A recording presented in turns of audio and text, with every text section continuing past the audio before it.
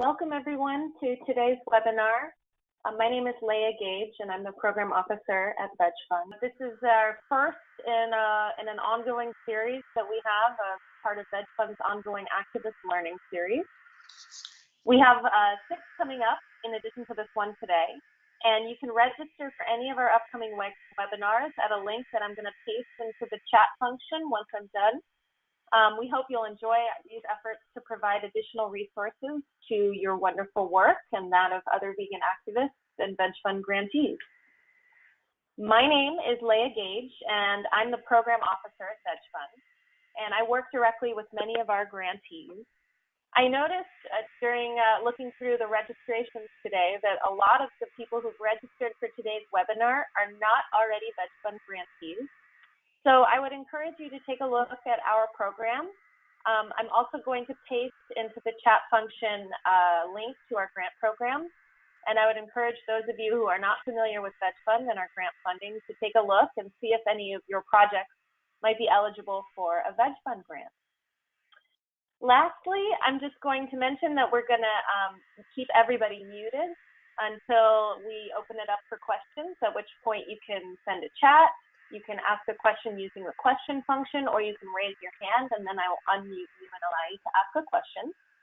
At the end of the presentation, just before we finish, I am going to send everybody a very, very brief survey to just get a sense of how you thought today's webinar went, what you liked about it, and if there are other topics you'd like to learn about in the future. And we really hope that you'll take part in that survey because it's helpful to us to make sure that we're providing the best resources to you.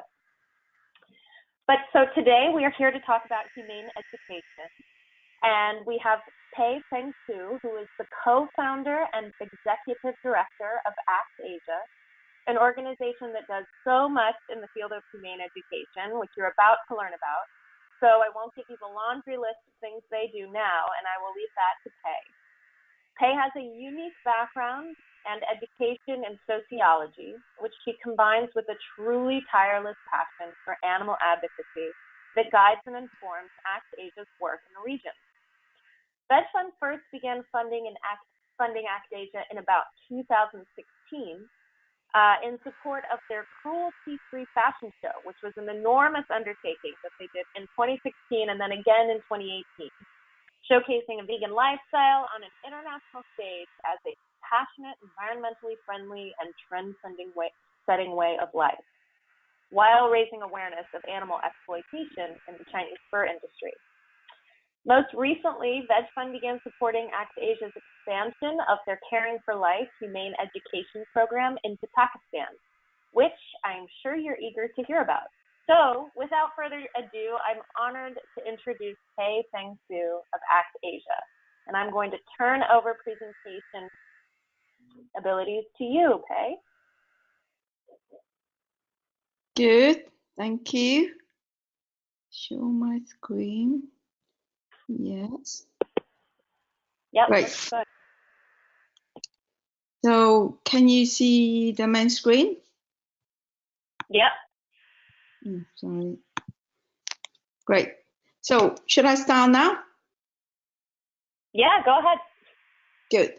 Thank you, everybody. It's fantastic to be here with you, and I think it's a good afternoon or maybe good evening because we're so global. So you can be anywhere to be anywhere to sit in to join this webinar. And first of all, I would like to thank to VegFund, to Leah and Leslie to provide me this opportunity to share, our work in Asia with you and what we're doing, what ACTAsia is doing in, China, and what is our plans in the other Asia countries. And I would like to say this is my first webinar. So, it's kind of really exciting for me. And so, please do bear with me. And I hope I'm not going to send you to sleep. And, we can go through this and we've had a great experience. ACTAsia is, established in 2006 And the time is, the purpose of funding organization is helping Asia culture evolve into the caring societies and respects, all forms of life. And it's really important, these all forms of life, including animal, because that's what we have tend to, overlook in our part of the continent. We are registered in UK first, and we now have a charity or non-profit status in America, in Holland, and in Australia. We also have 2 offices in China. Our missions, visions, and we believe that respect for animals and people and the environment is important and is the most valuable human quality that lead to a compassionate world as well. We have 3 key main programs, and first of all is the school educations. This is where I'm going to talk the most in the presentation today, and the aim is to train qualified teachers and other suitable personnel to be our CFL educators to teach children. And I believe this is really important for our futures. When the kids grow up, they start to learn what is compassion, empathy, and to include animals as agents and as the living being in their daily life, to be respect and show the compassion, empathy to them. We also have a professional education is by working with a different professional body. For example, for animal, we identify the vets. They're very important. They are the people have in contact with animals directly, and they in contact with the vet owners. So we feel these are the people, they should be on our side. They should be helping us or talking about the same language to help to promote animals as a sentient beings. They should not be suffered, they should not be treated.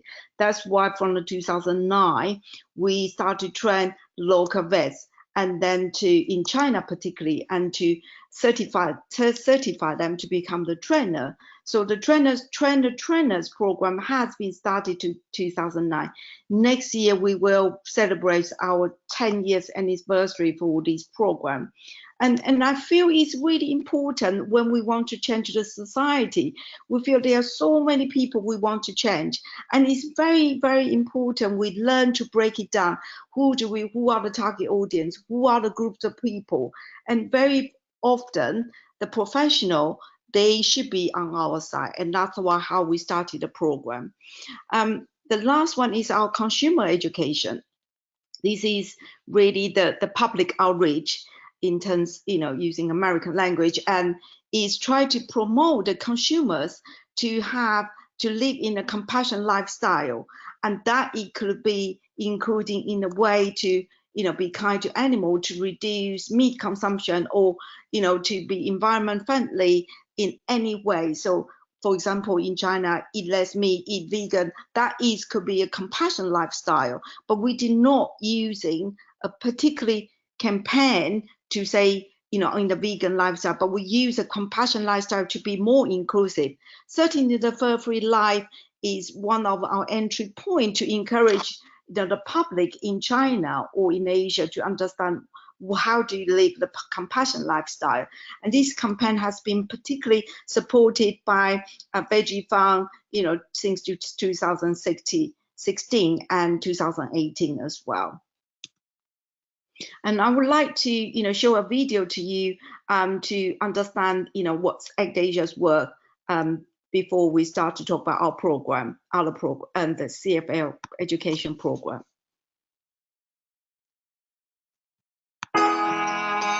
ACTAsia is a charity with a vision. We believe that the way to tackle issues of extreme animal cruelty, human suffering, and the large-scale destruction of the environment is not by firefighting the individual problems, but by changing thinking through education. Our efforts are concentrated into 3 pillars: school education, consumer education, and professional education. In Chinese schools, we run our Caring for Life program and have reached more than 36,000 students and 800 teachers. to inform and educate about compassion, empathy, and our impact on both animals and our planet. In educating consumers, we concentrate on promoting a compassionate lifestyle.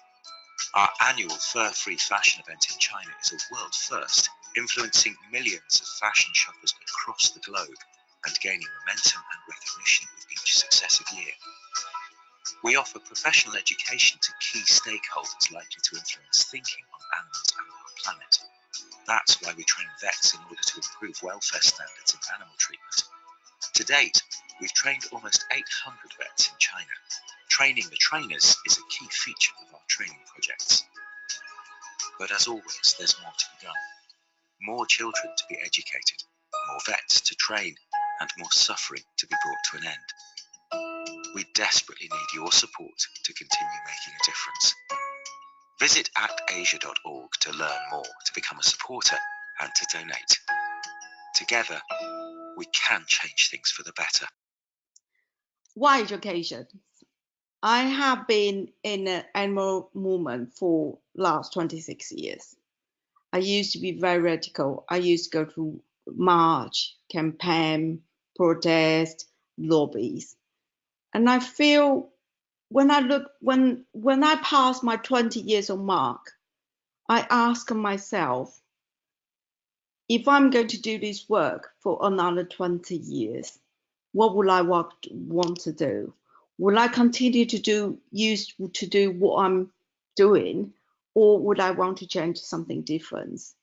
And I told myself, I review it myself, I give myself the audit on my own career and my own job, the campaign I was doing. And I feel a lot of time in my experience is, I feel people don't understand how the cruelty was happened. What did they do actually was harm animals. What they did actually was really damage our environment and really are not kind to our planet. Especially in Asia, I feel there's very low awareness of sentience, of understand what is animal welfare. Animal rights is even a luxurious term. And then very often you talk about animal, you become extremist. You become, silent in a society. You're not important. You are just strange. And I feel, at that time, I don't want to be extreme. I think we should become mainstream because we're so intelligent. We are the people with heart. We're the people we want to change the world. We're the people really cared. And we should be the mainstream. We should be the main voice. And I feel maybe we should be smarter. And also I feel we need to tackle the fundamental issue. Fundamental issue is if the parents, the teachers, the authorities, they don't care about animals. They start to educate the next generation. They become desensitized as well. Kids grow up because the parents are their role models. Teachers are their role model. I feel like we're in the vicious circles. And I want to change. I want to have a long-term change. I want to change the behavior. And that's where I feel passionate after 20 years. I want to do something different. I want to focus on education. I have to confess, before I have my 20 years experience, when I was younger, when my first few years of animal movement, I used to think, oh, only women will do education. I used to think that was the people, they don't want to confront, the authority. They don't want to, expose the cruelty. But I learned through the years, a lot of time, the gruesome picture just switch off a lot of people. A majority of the people in our society, maybe they don't care.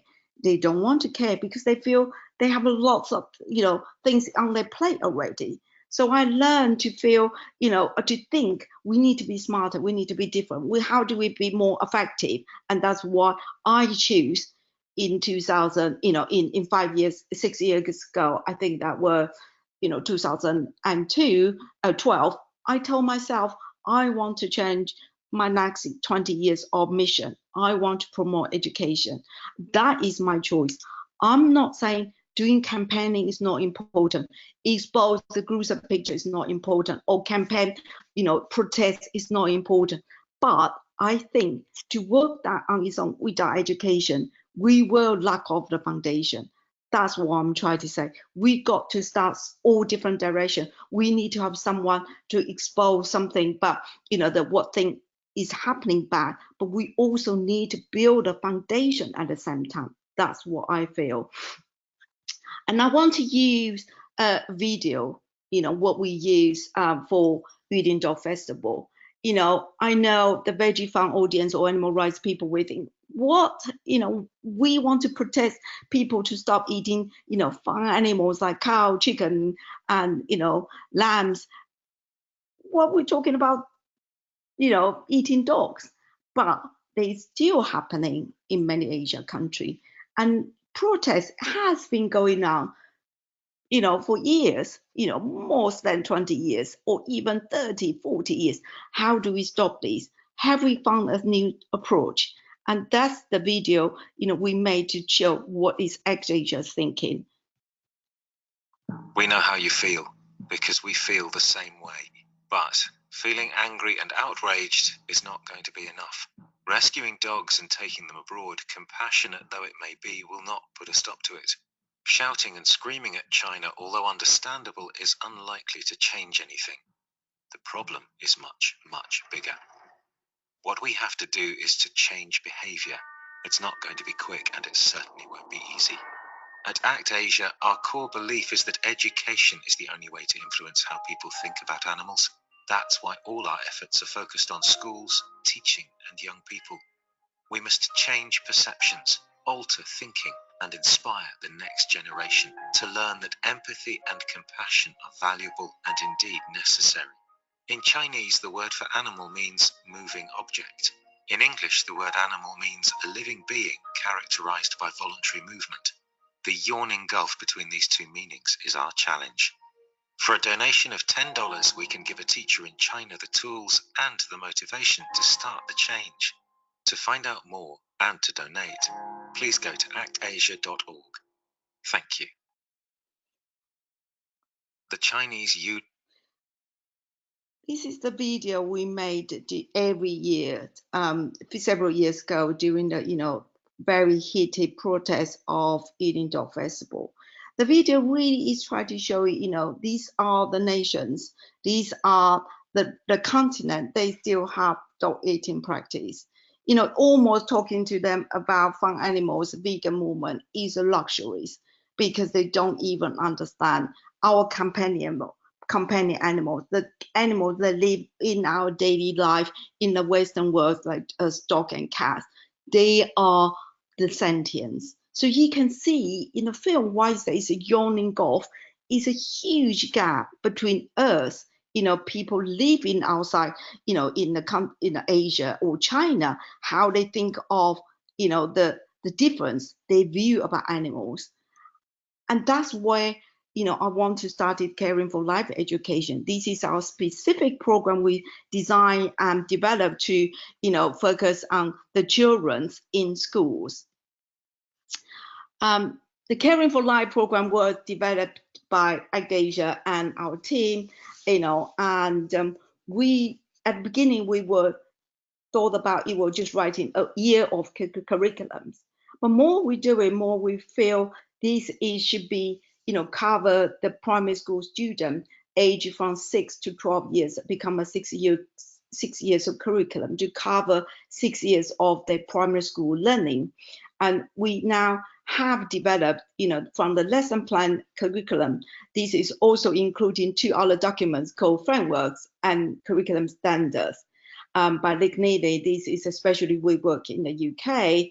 And the reason to produce all this information, so like lesson plans and curriculum guidelines and standards, is really try to influence education's authorities, the teachers, the principal. They understand we are not just some kind ladies. We are the people really talking to their professional language.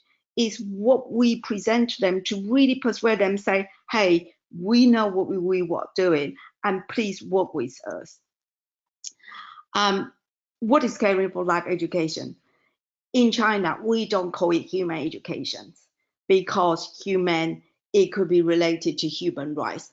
again, that is a very sensitive word.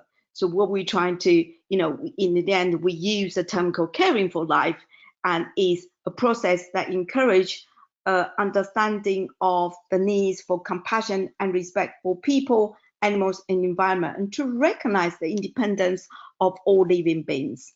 This is concept you might be all quite familiar in America, because the development of human education history in America is, over 30 years or 20 years. But in Asia, this is a very relatively new concept as well. Caring for Life is a foundation course in learning to live together based on UNESCO's 4 pillars of education. It is very important we, link the course to the UNESCO, because when you talk to the school or authorities, they understand, oh, okay, this is a bigger picture to link with the United Nations. So you can see from this diagram here, our using is from Caring for Life education curriculum to link with the web of life, the sentient beings, and care, respect, interacting with other, emotional intelligence, to learn live together. Live together is what the purpose of education was set up by UNESCO. And through our education, we are saying to that, by learning this, you actually can reach the real purpose of education, that including animals, that including be kind to animal, be compassionate, do something about it. And the human are not only dominant, a living being in this planet. And this is where, again, we are making the advocates, our voice for animal become part of mainstream. The vision of and aims of the CFL, we support the development of the following skills and attitude of our CFL program: critical thinking, self-awareness, conflict resolution, civic engagement, empathy and respect, relationship building. Again, with all these skills, we tell the education or teachers or principals, your kids will learn these skills, and these skills would enable them to become, a better person and really understand what is the purpose of education, in the end of the, they finish their learning. And that, again, is empathy and respect. It's not only focus on humans. From, our curriculum, for our lesson plan, we continue to emphasize animal is part of the mainstream. We have 5 subject areas. So when we go to school, for every year, the curriculum, we're including 5 subjects. And each subject will have 2 units. So we will have 10 units. And then from year after year, this is where we build up. So 5 subjects, that including web of life, sentient beings, care, respect, interaction with others, and emotional intelligence. 3 themes. This is know the world, sense the world, participant in the world. These 3 things is under UNESCO, the 4 pillar education. So how kids learn, the emotional, intelligence, how they develop their feeling towards human, animals, and environment. So 5 subjects areas with 3 themes. So you can see from here is we are just like waving a carpet in a bigger map about how they become a compassionate person. Also, the conceptual, the overview curriculum is like year 1, year 2, year 3, year 4, year 5, year 6. That's what we want to build. It's just like when we were young, we learn math. We learn from very simple, basic math, and to year 6, we can do probably algebra, or we can do long division. So you build from year after year. But I'm not saying we are there yet. I'm saying this is our perception. This is where we want to go. This is where 5 subjects, how can they build, with older years of the children, they can learn, more sophisticated of the contents, more deep discussion about how animals live in our life. It's very important in CFL, Caring for Life education, we teach kids how to think, not what to think. Is change the way we're telling by propaganda or by rote teaching. The course itself emphasizes interactions, inquiry learning, collaboration and group work, promotion of virtues, flexibility, and focus, itself, but link with outer world, and student centers. And we also continuously teach, emphasize with the school teachers or our CF educators. They are the role model. They are not just knowledge giver. Of course, you might think, oh, this is what we know in education in the West, but you've got to understand that teaching and education in Asia, in that part of the continent, in a country like China, this is something they're not heard of. They're not familiar with. They don't have interaction way of teaching. They don't do group work. They don't do group discussion. I remember when the CFL was started in 2012 and 13, there's one school, they were particularly supportive of the program. But when they use our curriculum, they just say, this is too hard. We can't use it. We can't, ask a primary school education, a primary school student at age of 6 to group discussion. This is not going to work. But we say, let's try it. Let's use our curriculum. After a year, we even have to write a rule about how do you do group discussion, who should be, taking order, which kids should come first to talk. We need to go back to very basic. But after a year or two, the school will say to me, we love collaborative learning. We love group work because the kids are so inspiring. They can, discuss. They will come to their own ideas, what they think is right or wrong, instead of what we tell them. The most ideal situation is we train the teachers to be our educators, because teachers is a changing agent. Teachers are teaching for life. In most of Asia countries, they don't change the job. So if you can have an impact to change one teacher's their perception about animals, about environment, and then to develop compassion, empathy in themselves, they will be able to carry their belief and the way of teaching to other students. However, not always every school will enable us to do this. So we might have, the different personnel to start this. We use university students. They are, study, teaching and in the programs about the teachers programs, or they are very reliable. The students, they, receive the training for us to teach them how to teach CF education in the schools. And in 2018, we even have parents. They were very, very, enthusiastic, and they are keen to CFL in the China, and the school do open to them. The difference between the current CFL education program with lots of human education program in USA is not a talk. It's actually like we use a curriculum. We have 5 subjects. We have, 5 years of lesson, 6 years of lesson plan. We have school now have been teaching the CFL for 6 years. With our curriculum, we have 6 years of the curriculum in English, but we have to translate this into Chinese and test run. So at the moment, we have 2 years of publication, 2 years of lesson plan have been published in Chinese. We are hoping to publish our 3rd or 4th years of curriculum in China as well. We also have developed a CFL guide. This is a guide, basic is like a how-to manual to enable someone interested in the CFL education to develop in their own countries. So this is what we have developed in 2018.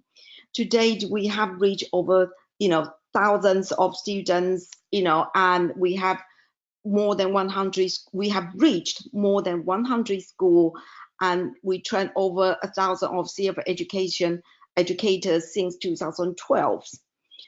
We have very limited budgets. but whenever we can, we will try to go to rural part of China. China is very similar size of America, probably slightly bigger. I think it's 1.1, size bigger than America. So for us to go to very rural part of the China is a huge challenge of us. But we have been able to do in some rural part of China for some teaching for last 3 years as well. We will continue to training CF educators, since 2002 until today. One of very significant, a feature of this program is evaluation. In 2007, I gave a talk in America, is looking to review American human education from outsiders of view. And that time, when all the literatures I have read and research and study is also always show human education is not accountable. It's lack of the data to show how effective it is for deliver the program. So when I started the CFL program, I feel we need to be able to have some data to show what we're doing, how we're doing, and to have some result to show the authorities or other people to share our experience. So I work with Dr. Samuel. He is PhD doctor in City University of New York. He worked with us from 2013 until today, and he did a 3 years evaluation with control groups in China. We have the evaluation was based over 2,000 of the result, and the 3 years study now is just been published in academic journal. And this is one of major achievements for us, because we have shown in the result, the kids have become kinder, more social. That means they less, hitting, they become kinder and understand compassion and empathy.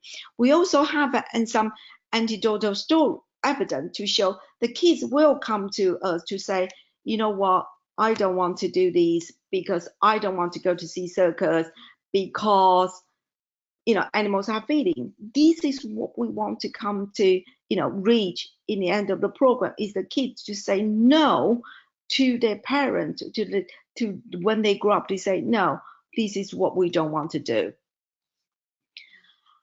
This year is very exciting. We have the first CFL conference hosting in 2018. Similar to America, you have a human education conference, throughout the country in every year. But in China, we have never had done that, even in Asia. So to be enable us to do this in the first conference, to invite a different school, to invite the principal, to invite the teachers, academics, to come to talk about CF education, and that is one of our major achievements in this is as well. As I say, we have reached over 130 schools, but it doesn't mean 130 schools or over 100 schools are teaching the curriculum all at the same time. That was our 5 years experience, and the data we have collected. But now we have continuing this year, we have 16 schools still teaching, the CFL, program as academic subjects and in a systematic way. And we even have one school has taught the CFL course for 6 years. So we have year 1 to year 6, grade 1 to grade 6 students, they all have done CFL course as well. Is this easy to achieve? No, it's very, very hard, because we work in China or in Asia country where the political social context is very different from the country in the West. There's democracy is more mature. The social, environment for the non-profit NGO is more ready, in a sense. It's very hard to work in China. I cannot say how hard it is, but sometimes I ask myself, am I kidding myself? Am I trying to make impossible to be possible? But there always is a chance. China is very unique. I don't know, many of you heard the president of Interpol, the Interpol is based in France. The president of Interpol was Chinese. The Interpol president was kidnapped, and it was on news at the beginning of October. So Interpol president was in a meeting in France. He boarding the airplane, and he disappeared. And his wife went to the French president, French press to say, "Where's my husband? Do you know where it is?" And it was only 2 days. The incident happened on Friday. It was only confirmed on Sunday by authorities. Is saying he's under investigation. So he was confiscated. He was arrested. Under investigation in China. The news itself is quite ironic itself, because Interpol was supposed to know where are the people in the world between the countries, but the head of Interpol was disappeared.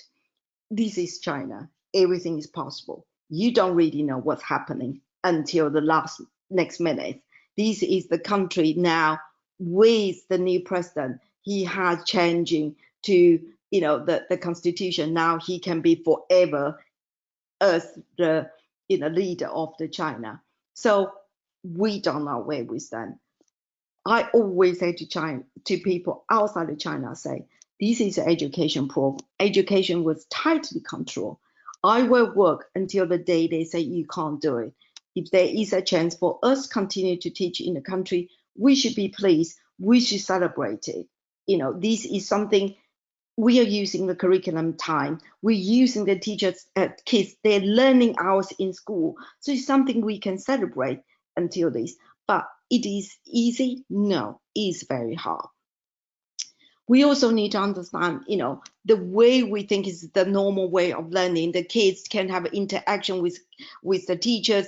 The teachers have very a small number of the children to interact. Is very different.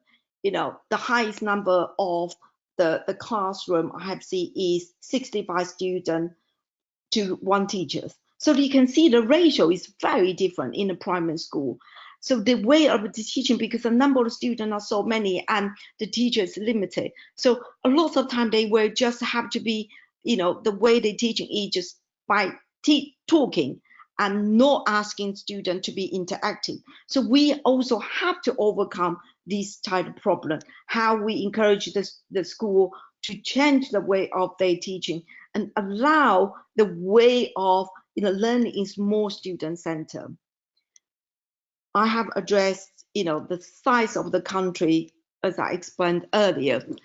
China is so big, and ACTAsia is relatively small. We are working nationwide. We didn't only just work in the city.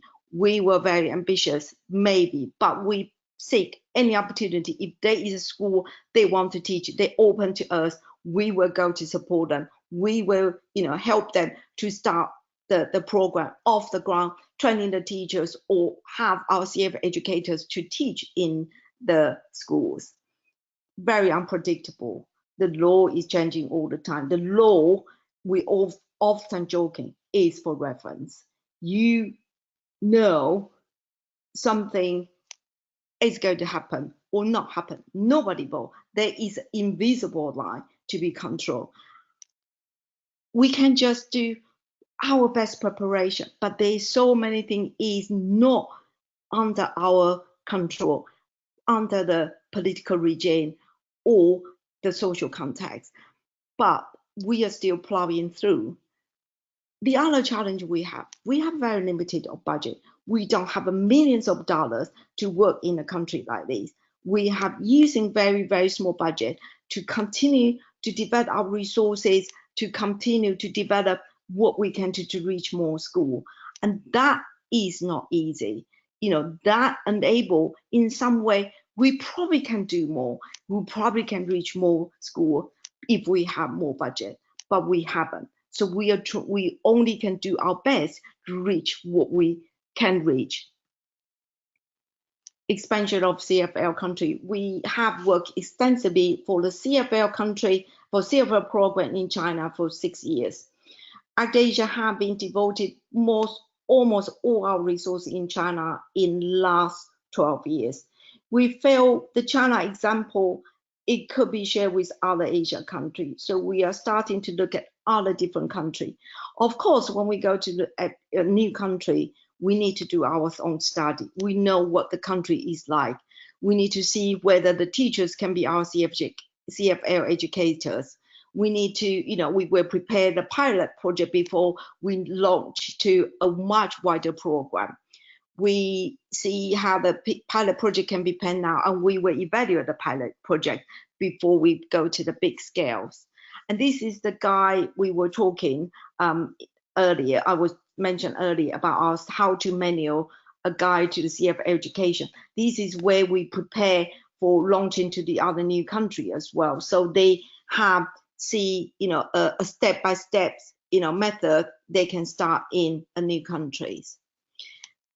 The future opportunities, we have been to Pakistan, that one of the province is Sindh province. That's where the city Karachi is based, and we're talking to the authority. We are hoping to develop this in Pakistan. We are very pleased VegFund is supporting this to do a work in Pakistan. But again, come back to where we said about the challenging. Pakistan is a third world developing country. The politics, political system is very unstable. I was in Pakistan in June, and from June until today, I met the first Minister of Education. Secretary of Education. That is the second highest position in Sindh province as the education authority. So when I went there in June, I met the Secretary of Education Department in Sindh province. I was there for a week. The day one I went visit the Secretary of Education. By day 5, when I want to go back to sign the MOU, that the person has gone. The job was changed. He was transferred to another position. So we have to beg. We have to get all our connection to go to see the second Secretary of Education. And she was very, very supportive. She managed to meet us on her first day of her new post. We did it. We explained again. And she said she will, because it was her first day, so she have to review our proposal, review all our PowerPoint presentation, etc. She will come back to us. So we continue to talk to her and her team. And a month ago, she was transported again. So we now have experienced the third Secretary of Education, the second position, highest position in the department has been transferred. This is where the country we work. This is where so changeable, and we have to be patient. We have to say, okay, that's fine. That's that again. By this hard, fact, we keep, continue to see what we can. And in our experience, of course, it's difficult. But if you know what you're talking about, if you know what you do, you will get there. We were looking about Taiwan or other Pacific islands. I want to show you this video about our experience in Pakistan, and to show you why we think Pakistan needs a CFL education as an example.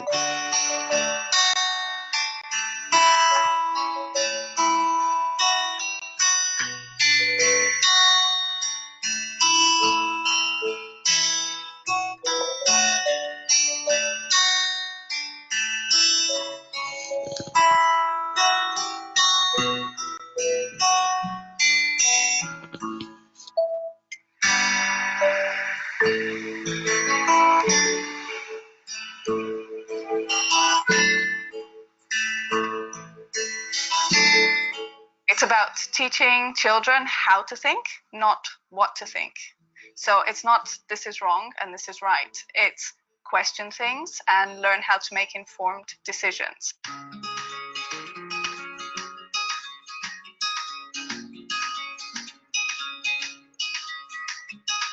ACTAsia is an organization, has a charity status in UK, USA, Netherlands, and Australia.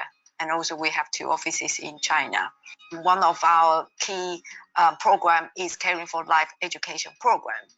This is a program focused on children's education by teaching them compassion and empathy. And we target the children between 6 to 12 years old.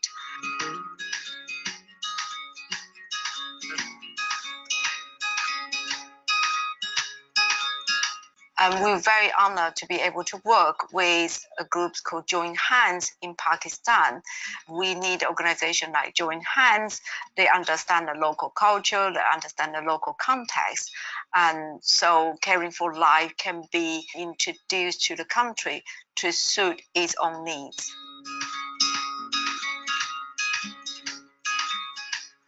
This will later translate into children becoming more responsible citizens, but you do also see immediate effects.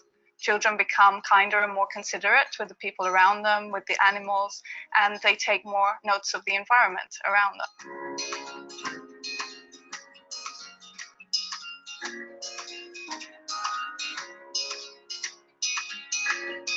Today, we've seen a range of schools, quite a range of schools. It was very eye-opening, of course, to see the challenges that the schools are facing. But it was very inspiring as well to see their resourcefulness in being able to work with the few resources that are brought to them, that they're able to get on their own and with the help of the Education Department of Sindh. So I think there's a lot of opportunity, a lot of reason to hope, and a lot of energy on the ground being used in good ways to help these children. With seeing what they can do with so little, if they can have a good curriculum. And I really think it would enable the children to better their quality of life, not only for themselves, but for their immediate family and also their society. Yes, we have statistical data.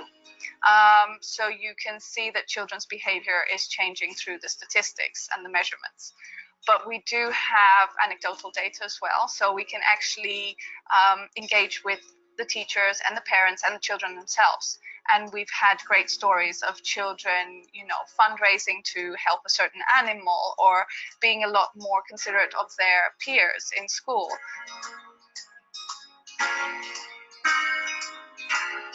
I deeply appreciate the Sindh government and Join Hands to give us the opportunities to learn from these schools. And I really, really hope the Caring for Life education can start in Pakistan.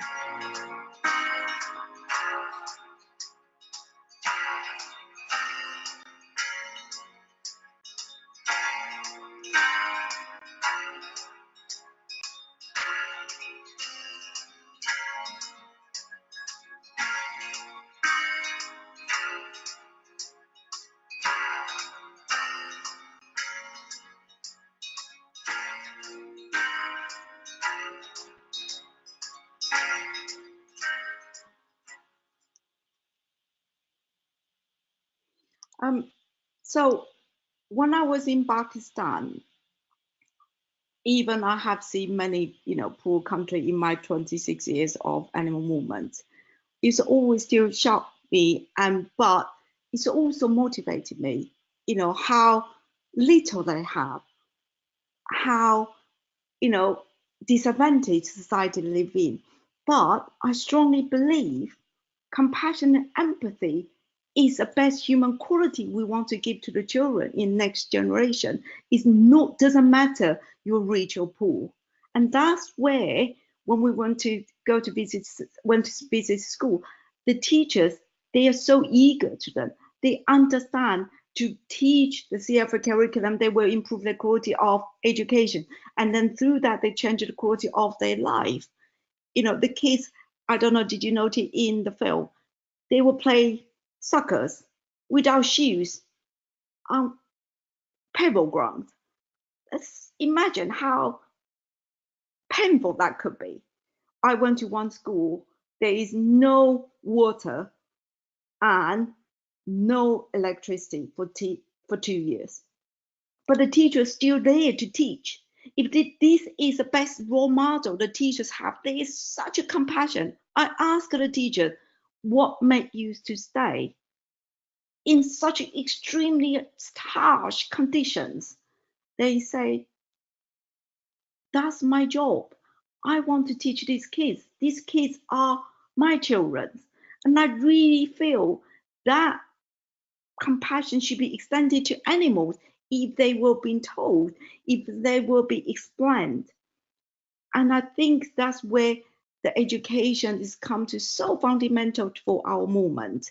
And, you know, I'm very, very grateful for, you know, VegFund to support, you know, these programs in Pakistan. And I do hope we can kick off, but we cannot ignore the country is very unstable politically. You know, we can put all our resources and put all our effort to make it happen. And I believe it will happen, but it's never that straightforward. It's not like you go to the shop, say, hey, can you do this, done. It's never that straightforward. And that is where the international project is always exciting, but it's always remains certain challenge and uncertainty.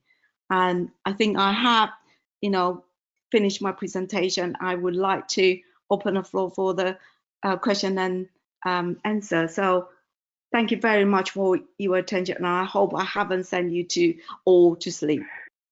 Oh, thank you so much, Pei. I certainly have not been put to sleep, and I think we'll probably have a lot of questions from attendees. Feel free to send a chat or use the question function if you do have questions. One thing, when people registered for this session, Pei, a lot of people noted that they were particularly interested in starting their own humane education program. And we have people on this webinar, I believe, from all over the world. You've, started humane education programs in China, and now you're working on starting a new one in Pakistan. What would you say are your best, tips for kind of thinking about how to start a humane education program? The CFL scale is quite sophisticated and is quite big, compared to a lot of humane education program. But I think in my experience doesn't matter big or small, you do need to be professional. You do need to understand what you are trying to achieve, and when, where, how, what, why, and you are talking to the education authority. You want them to buy in to allow you to enter the education, school and the ground that is school.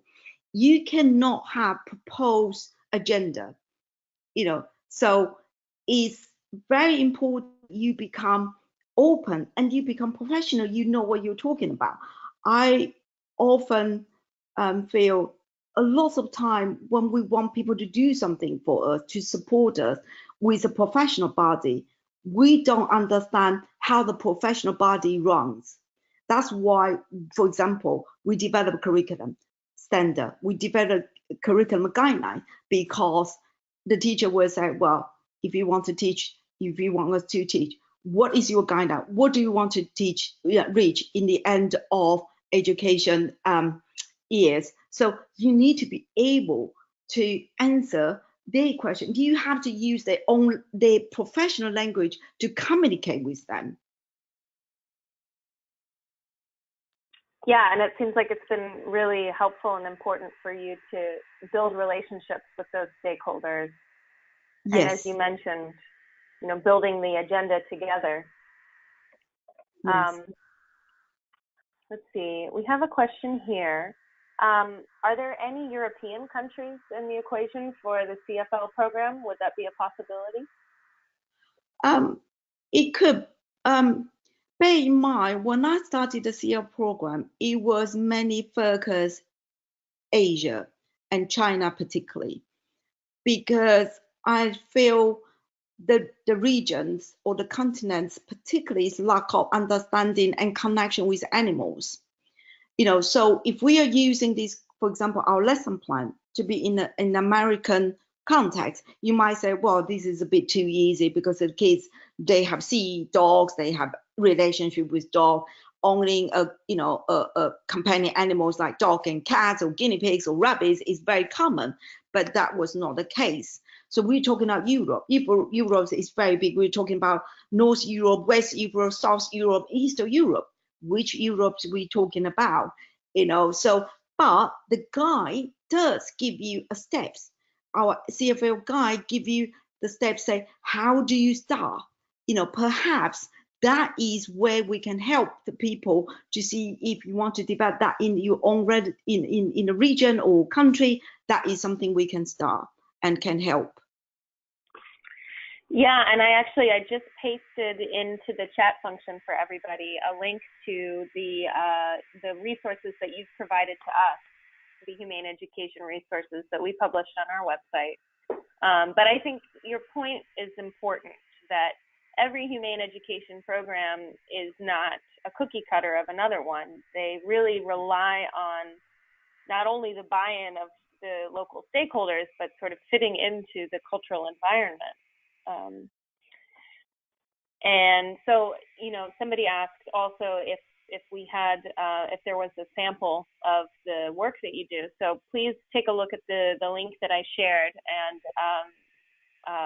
we can provide other resources as Pei makes available to us to help you get started and help you think about how to carry one out in your own school or non-school.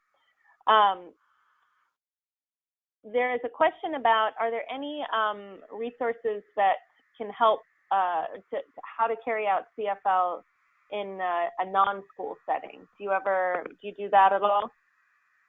We used to develop to teach CFL in, for example, community centers, where the community center in China is is a bit like after school club or what you call extra curriculum settings.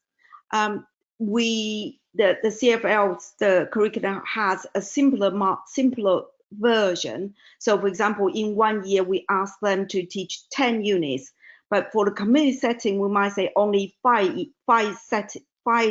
units, because it's more unscheduled, or it's more kind of formal setting. So we used to do that as well. So it's not completely up to, say it's not changeable or adaptable.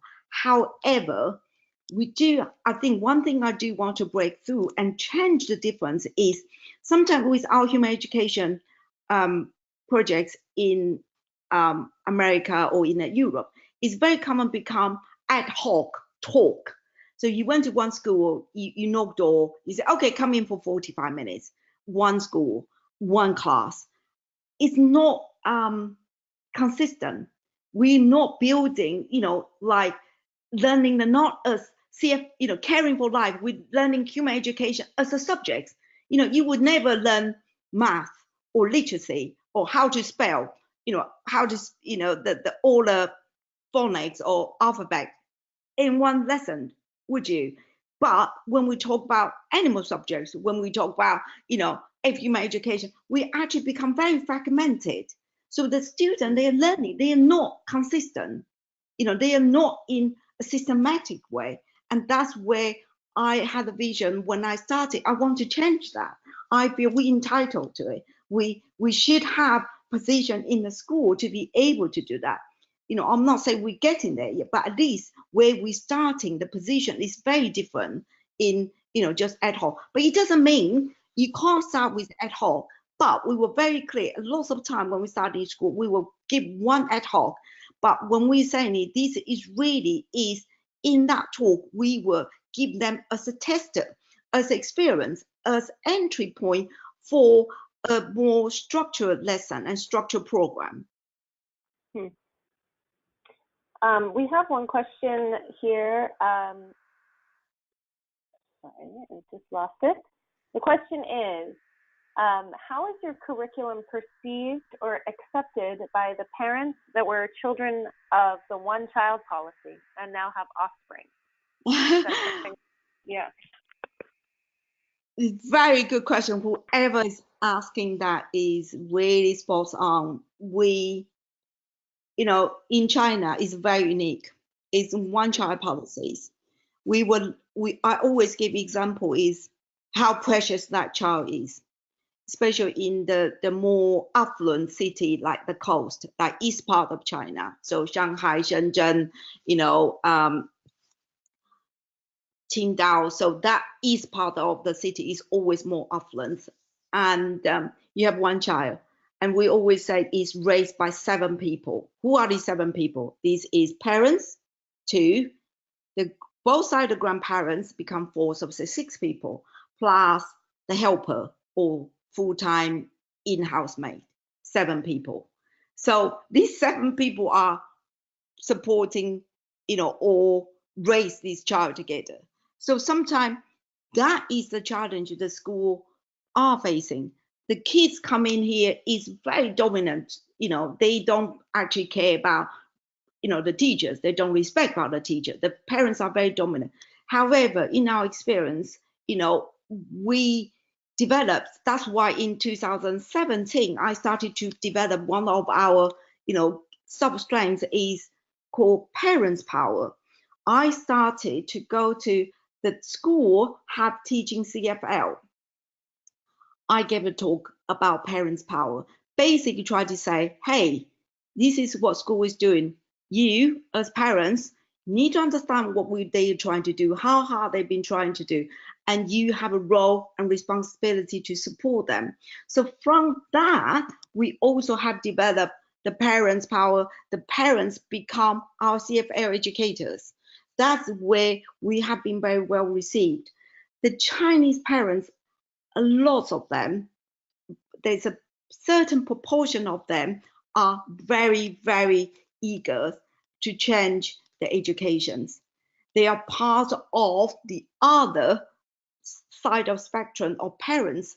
They are working in a big city. They probably never see their kids, whole year around. So that's what we call left behind children. So you can see there's a very big division between, the middle class parents and the working class, parents. Some of them is so extreme they can't see the children for 2-3 years, or be lucky to get once a year. So this is very divided in a sense. But if the parents have resources, if they want to, then they want to change, we will also try to influence that as well. We have a question about the teachers. Are the teachers who participate in your program, are they compensated or paid at all by your organization? Not at the moment. What the thing is, the teachers, they have been participating program is they are all state schools. So they are receiving the state school, salaries. So we don't have to pay because we sign an MOU with the government. The government agrees as we go into, train the teacher to teach it or allow our CFL educator to teach in the school. So it's all very transparent, allow us to get in. We will not sneak it in. We will not go to one school because one sympathetic teachers. We will go to school always is approved. At least lowest level is the head of the teacher or the principal of the teachers. China also have second type of school. This is something you might never heard of it. Is we call migrant school, migrant children's school. Now, migrant children's school is a type of school is the parents come from very rural part of China. They work in big city like Beijing, Shanghai. So these people, they come to big city to earn livings. They don't have the resident status of that city. So you can live in Shanghai, for example, but you're not permitted residence. What that means, you cannot get any benefit. That including your children are not allowed to go to the state schools. So where are the children go? The children either will have to be sent back to their hometown that could be miles away, or the parents say, no, I want the children to stay with me. So they will have to find a school. This is a private run paid school. So this is migrant workers' parents have to learn living in the big city with very limited resources. They have to pay for their kids to go to school. With a migrant school, migrant children's school, in the past, we did have a school ask us to pay the teachers, but we say we can't. First, we don't have a budget. Second, we don't think that is right. We would feel that was because, remember, not because we don't agree with that, but because the migrant school teachers are always receive very limited salary because they were not looking after by the state schools, the state education department. So these teachers, they almost is the lower class of teachers. So they have to earn very little living. So sometimes it's not unreasonable the school ask us, but we just haven't been able to pay that. We have one more question here. In which way is your work with school teachers similar or different to your work with the veterinary professionals? Right. The way we work with the vets, how do I say? I think in some way the structure was similar, but in our experience so far, in 9 years in vet training, we were able to train the vets to become trainers. So our trainers, for example, we have almost 20 trainers by the end of this year. These trainers, they will be able to train other vets in different parts of China. So it's trainers program.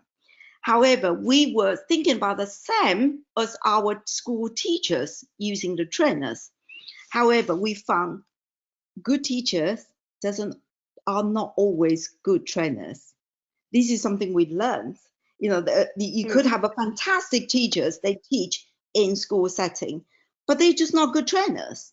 And also it's much difficult for the school teacher to be trainers because they cannot take leaves easily. With the vets, they either have their own clinic or if they're training might be much more senior position to be able, so they can take the time when our training is taking place. So that is where the difference is, because the role of teachers in that job profession is much more different than you're working in a private setting as the head of a company or head of hospital.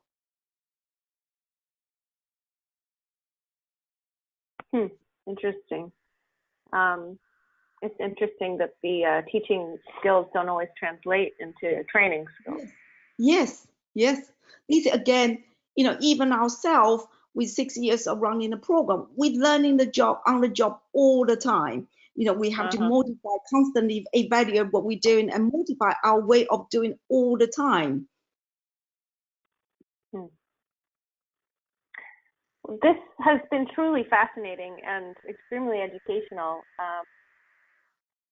I don't have any other questions listed unless there's somebody who has a question and hasn't yet put it in.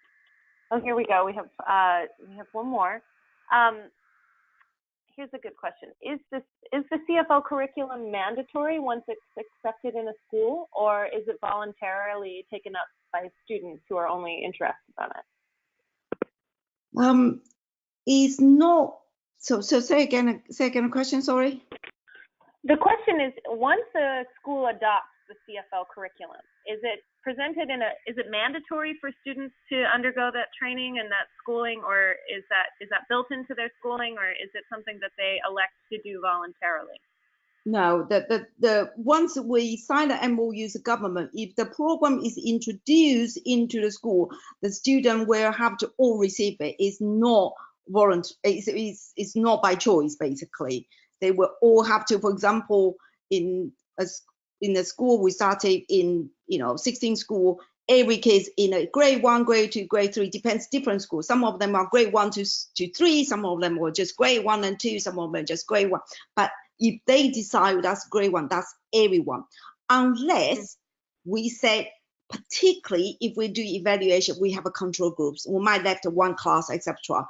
But once it's the policy is everyone have to do, that's what is a beauty. That is part of curriculum time. That's where they learn when the same time as they're learning other academic subjects. The learning assemblies when they learn, biology, science, literacy, math, all at this, in the same position, same curriculum time. And the school does have a flexibility. They have different time they can use, and also because our 10 units, per year for 10 units, is not taken up every week. So the school does have a flexibility to put in a different week. Some of the schools say, okay, I'm going to teach all the CFL lesson in the second part of the 10, or we decide we're going to do every 3 weeks or every 2 weeks. That is a flexibility. Okay. So how do you go about convincing a school or a school system to adopt the CFL curriculum, particularly if they don't seem interested? Sorry, I didn't hear the question properly. Yeah, how do you convince a school or a school system to adopt the curriculum? Well, that's what you prepare. What is UNESCO? You are saying is to learn these subjects not because ACTAsia, not because we love animals. We're saying is, do you want to be the purpose of education to be a good human being? What is a good human being? To learn how to be living together. But living together is not only humans, they're living together, including animals, including environment. You have to use their language because nobody will disagree with UNESCO. Nobody will disagree with the United Nations, the purpose of education. That's where you become. Then you also, one thing is you give a bit of heading. Secondly, you say, yeah, hey, by doing this, your kids have a better quality of education. They learn ability. They develop emotional intelligence. They become critical thinking. They become kinder. They become more pro-social. So you bring them. The most important thing for us is we attract school is, actually, we are learning new pedagogy. We're learning new teaching method from the West.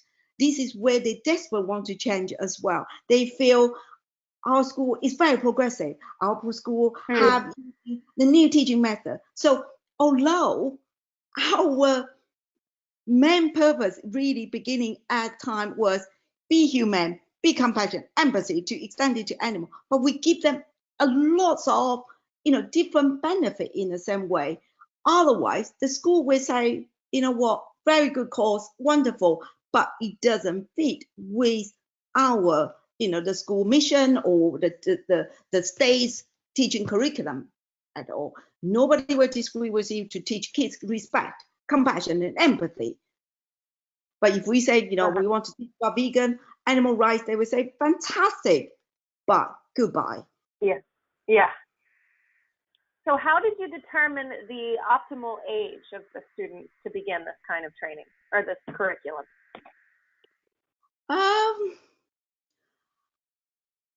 In my own experience, my daughter is 11 at the moment. I see how she grows. I see, the personal experience very important. And then if you look at literature, here the kids at age of 3, they have formed, the value, the concept, the learning. Then they will say from 6 to 12 years, they form the basic, knowledge, how they see the world, what they interact, with the world.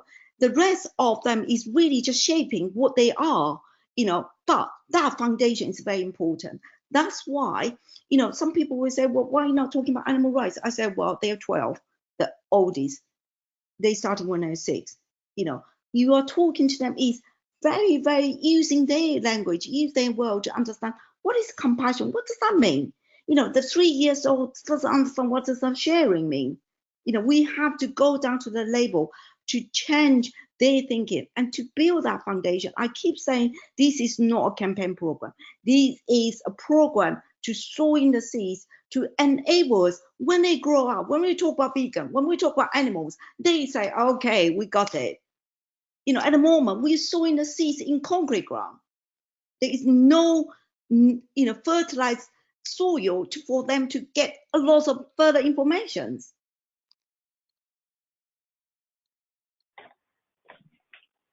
Yeah, providing that foundation early. Has this program created any student-parent conflict, to your knowledge, where the student is taking home information that a parent doesn't want to hear? No, not to my knowledge. As like said, the CFL program is not a campaign program. We don't particularly, talk about, any campaign issue. We will present it in a way is make them think, understand the kids' ability to say, you know what, I don't want to do this. For example, I have one kid. The mom actually told me this story. The mom was telling me the child was very skinny, very small, and he was, I think, age of 9. And his father thought he was very skinny, very small compared to all other peers. So his father wanted to, he bought tippies and want to cook it for him. In China, turtle tippy soup is very, very terrapins is very, very nutritional in all, saying or traditionally. So terrapins, and so he bought 4 terrapins in a bucket. And when the child come home, he said to his father, "Are you buying this as a pet?" His dad said, "No, I don't. No, I don't think it is. I am cooking this in as a soup for you because I want to make it strong and bigger." The child was so upset. The child said to his father, "You are a killer. You really should not kill these terrapins because they have parents, they have family, they have animals. They are animals that have feelings. They are like us. I would not drink and eat this soup." His mother was so surprised. His mother said, "I don't know what you're teaching them, but this child has told my husband this is the wrong way to do." And I think that is the purpose of education. We want this child to change, not because anyone says so. It's in his belief that it's wrong to kill animals for his own growth. And the parents actually was very surprised by his way to present his case as well. Wow. Very impactful. Well, thank you so much, Pei. Do we have any other questions coming through? We had a question, what are terrapins? And those are turtles, correct?